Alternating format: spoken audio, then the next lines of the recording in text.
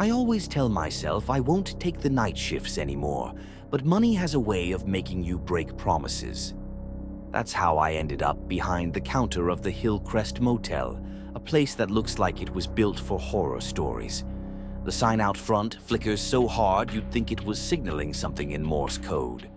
The parking lot is cracked, weeds poking through, and at night the only sounds are buzzing insects and the occasional hum of a truck heading down the highway. I was alone that night. The owner usually stayed in the back room, half watching TV, but he'd gone home early. "It's dead out there," he'd said.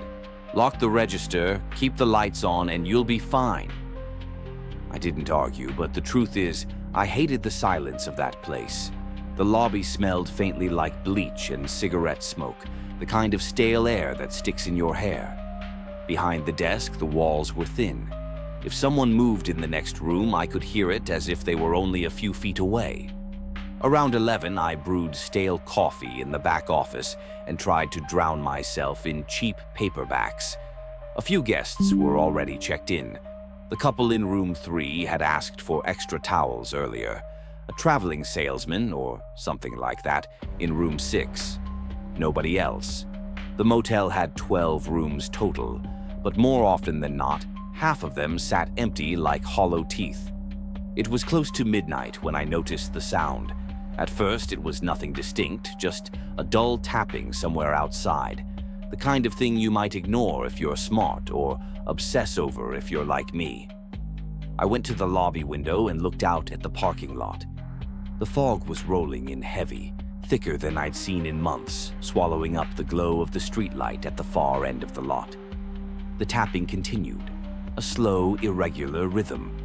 I pressed closer to the glass, trying to pinpoint it.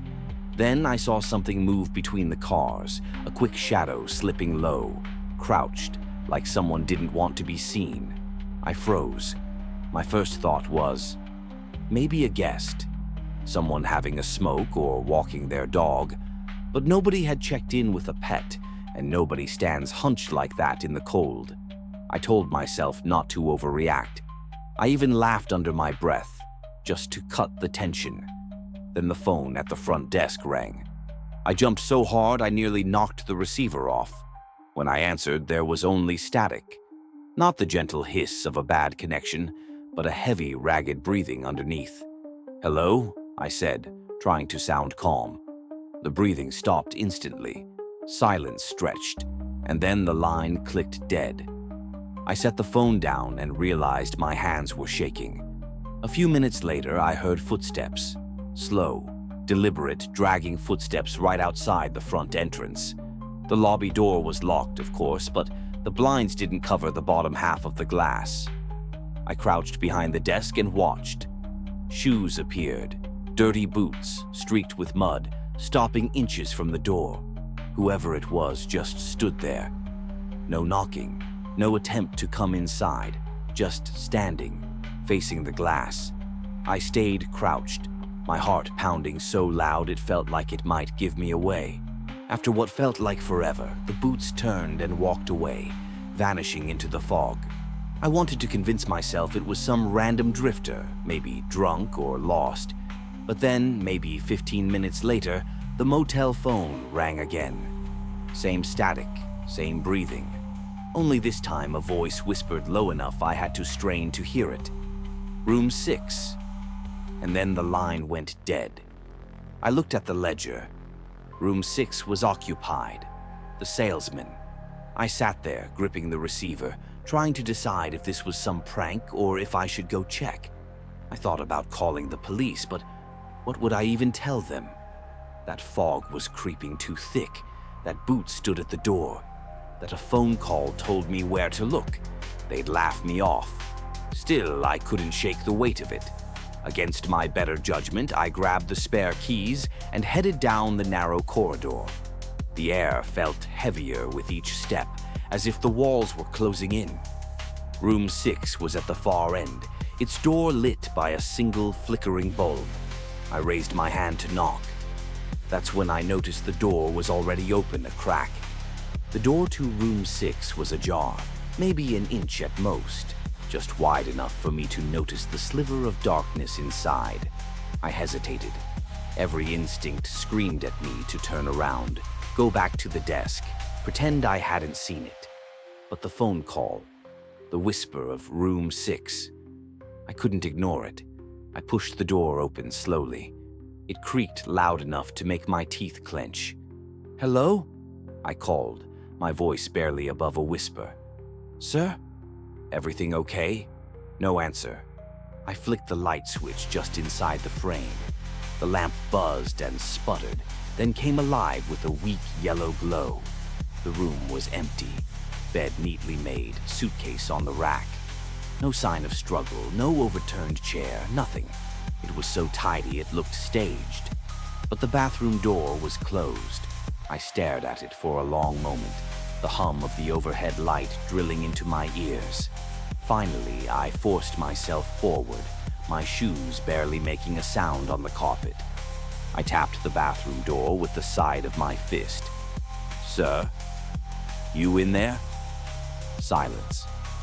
My throat was dry as paper when I wrapped my fingers around the handle and pushed. The bathroom was dark. I flipped the switch. The fluorescent light above the mirror flickered on, and I saw it. The tub was full. The old Waltham pot Nearly to the brim. And floating there was a suit jacket, sleeves spread like arms, as if someone had just let it sink. No body, no man. Just the jacket, heavy and dripping. The suitcase on the rack hadn't been empty, I realized. It was half open, shirts folded inside. Whoever the salesman was, he hadn't left. He couldn't have. I backed out, my hand slipping on the doorframe from sweat. I left the bathroom light on, the harsh white glow spilling into the motel room, and I pulled the door shut behind me. As I did, I caught something in the corner of my eye. The phone on the nightstand.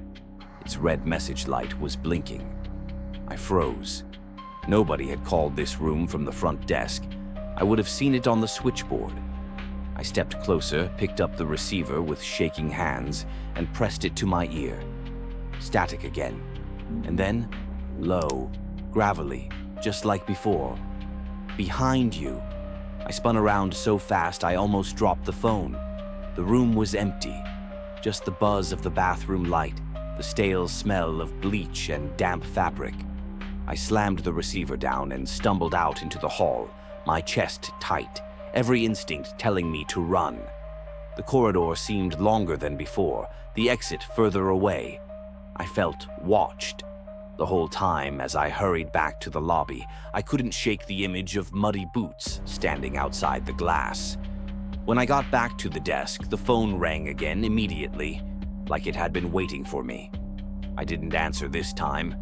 I just stood there, staring at it, until the ringing stopped. Then the knock came. Not at the front entrance this time, at one of the windows along the lobby wall. 3 slow raps. I turned my head, dread clawing at me, and saw a shape pressed against the glass. Not a face, not clearly. It was the fog and the reflection and the way the streetlight bled through. But it was there. Someone standing outside, their outline just visible, head tilted at an unnatural angle. I bolted into the back office and locked the door. I sat there in the dark, holding my breath, counting each second like it might be the last. After a while, silence. Nothing but the low hum of the vending machine through the wall. I must have stayed like that for an hour, maybe more. At some point, exhaustion won. My head sank onto my folded arms, and I drifted into a shallow, uneasy sleep. When I woke up, it was 3:17 a.m. The office clock ticked loud in the silence. For a moment, I thought maybe I'd imagined it all. Maybe stress, nerves, coffee. Then I heard it again. That same dragging footstep sound. Moving down the hallway outside the office. Slow, deliberate. I held my breath. It stopped right outside the office door. I could see the shadow under the crack like someone was standing there, waiting. The knob rattled once, twice, and then, so faint I almost convinced myself it wasn't real, a whisper came through the wood. Room 6. I sat frozen in that little office, my eyes glued to the doorknob as it twitched, just slightly, like invisible fingers testing the lock. I thought about yelling, maybe to scare whoever it was away, but the sound caught in my throat. I stayed silent. Eventually, the rattling stopped, but the shadow under the door didn't move. I counted the seconds, each one like a hammer to my skull. 1, 2, 3, 30, 60. I swear it stood there for a full 2 minutes without moving. Then, finally, it began to fade. Not footsteps, just absence, like the person had never been there at all. When I worked up the nerve to check, I opened the office door and peeked into the hall. Empty. The corridor stretched out into foggy darkness, the buzzing bulb at the far end still flickering above room 6. I knew I should have stayed put, but something inside me wouldn't let it go. I needed answers. I walked the hall again, each step echoing way too loud, like the place was mocking me. When I reached room 6, the door was closed now, perfectly shut, latch in place. Like it had never been ajar, like I hadn't walked in, seen the jacket floating in the tub, heard the whisper on the phone. And then I noticed something that made my stomach drop. A thin, wet trail on the carpet. Bare footprints leading away from the door. Human-shaped but smeared and heavy, like whoever left them was dripping water with every step. They led past me, down the hall, and vanished into nothing. I followed them as far as I could, but they just stopped, right in the middle of the corridor. No room nearby, no exit, just cut off mid-step. The air grew colder then, not in a dramatic way, no icy gust, no slam of unseen doors. Just a subtle shift, enough to make goosebumps rise along my arms. That's when I heard another sound, faint but clear. A phone ringing. Not the one at the front desk this time. It was coming from deeper inside the motel. The sound carried through the vents, echoing strangely, until I realized it was coming from the vacant laundry room. Nobody ever used that phone. Hell, half the time it wasn't even plugged in. But it was ringing. I almost turned back, but my legs carried me, one step at a time, to the laundry room door. It was slightly ajar. Inside, the light flickered overhead. The smell of mildew hung thick in the air, and sitting on top of one of the dusty dryers was an old rotary phone. Not the motel model, not the kind connected to the switchboard. This one was black, heavy, the kind you see in photographs from the 60s. It rang twice more, then stopped just as I reached it. I stood there, staring at it, my pulse so loud I could barely hear anything else. Finally, against every ounce of common sense I had left, I picked it up. No static this time, just a clear, dead line. And then, soft as a secret, came a voice. "You shouldn't have opened the door." My stomach twisted. Before I could respond, the line clicked. The dial tone never came back. I set the phone down like it was radioactive. When I turned around, I swore I saw movement in the corner of the room. A figure, wet, hunched, barely formed in the dim light, and the sound of dripping, steady and slow. I bolted out, slamming the laundry room door shut behind me. Back at the desk, I told myself to call the police, or at least the owner. But when I picked up the switchboard phone, the line was dead. No dial tone, no nothing. That's when headlights swept across the lot. Relief flooded me. Maybe another guest, maybe just someone passing through. I hurried to the front window and peered out. A car had pulled into the lot. An older sedan, pale blue. It sat idling for a long moment before the engine cut off. The driver's door opened and someone stepped out. At first I thought it was just a man, tall, wearing a suit. But as he moved under the streetlight, my stomach clenched tight. His suit jacket was soaked through, clinging to his frame, dripping onto the pavement. And when he turned his head toward the lobby, even from that distance, I could see his face was wrong. Pale, sagging, waterlogged, like something pulled from a river. His eyes caught the light in a way that made them look empty. He didn't walk to the lobby door. He just stood there, motionless, staring through the glass. I ducked down behind the counter, heart hammering against my ribs, my breath ragged and shallow. I stayed there for what felt like forever. When I finally worked up the courage to peek again, the parking lot was empty. The car, the man, gone. But the pavement glistened with puddles that hadn't been there before. And the motel phone rang. I didn't pick up the phone. I couldn't. Every instinct screamed that whatever was calling, whatever had been in this motel all along, was not something I wanted to communicate with. My hands were trembling so badly I could barely lift the receiver, and even if I had, I knew deep down there would be no voice on the other end, only something worse. Instead, I grabbed my jacket and slipped out the back door. The night was unusually quiet, almost expectant, as if it were holding its breath, waiting for me to make the next move. I ran across the lot, feeling the damp asphalt stick to my shoes. Each step echoed unnaturally loud, and I half expected the figure, or figures, to emerge from the shadows behind me, but nothing came. When I reached my car, I realized it wasn't my old beat-up sedan. It was gone. In its place, the lot was empty, except for the faint reflection of the flickering street light. My stomach turned. I knew I hadn't imagined parking there. I knew exactly where I left it. And yet, nothing. Panic pressed down on me, heavy and suffocating. My mind raced, replaying everything from the night. The floating jacket, the whisper on the phone, the dripping figure in the laundry room, the pale blue sedan with the man whose face seemed more shadow than flesh. It didn't make sense. None of it did. And now my car, my only way out, was gone. I backed toward the office, desperate for some sign of reason. Maybe the owner could help. Maybe someone had moved my car. Anything. But when I reached the lobby door, it slammed shut behind me with a force that shook the glass. The lock clicked. I spun around. No wind.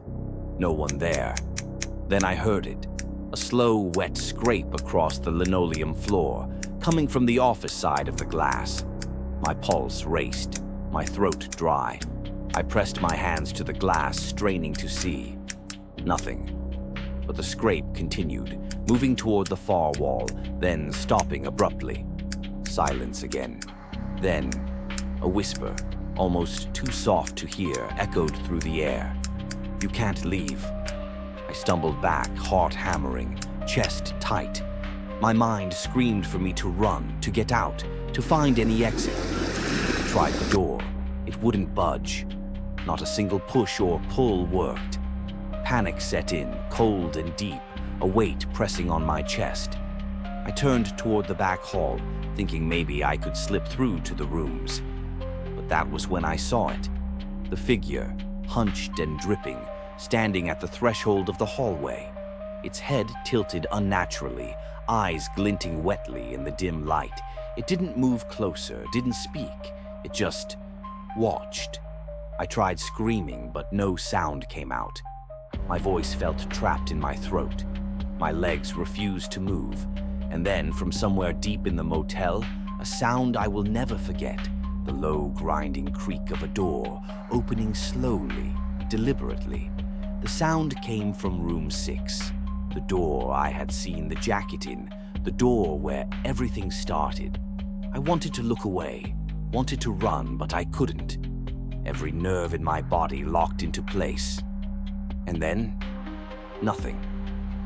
For a long moment, the motel was still. The dripping figure remained silent. My heart beat so loudly I thought it would burst. Then suddenly the air changed. A faint smell of mildew, wet earth, and something coppery, like blood, hit me. And then I understood. The room, the figures. It wasn't just the motel that was wrong. It was me. The sense of wrongness pressed in, deeper and deeper, until I felt as if my body was being weighed down by some unseen force. My eyes, shaking, scanned the office one last time, and then I saw it. The phone, ringing again. Something inside me snapped. I turned, ran, and crashed through the glass door. Pain shot up my shoulder, but I didn't care. I ran across the lot, into the darkness. The asphalt felt endless, the shadows reaching for me. When I finally looked back, the motel was gone. No building, no lights, just empty ground and fog curling low to the earth. I didn't stop running until I hit the highway. My car was there, sitting on the shoulder like it had never left. I didn't ask questions. I got in, started the engine, and drove. Never once did I look back. I reported the motel later, but the address didn't exist. Google Maps had no record. Local authorities had no record of a motel in that location. All I could do was tell my story, and people assumed it was exaggeration, sleep deprivation, or a hallucination. But I know what I saw, I know what I felt, and I know one thing for certain. Some places, some things, exist just long enough to find you, and just long enough to make sure you never forget. Even now, when I drive at night, I can feel it. The weight, the dripping, the whispering. Not every shadow is empty.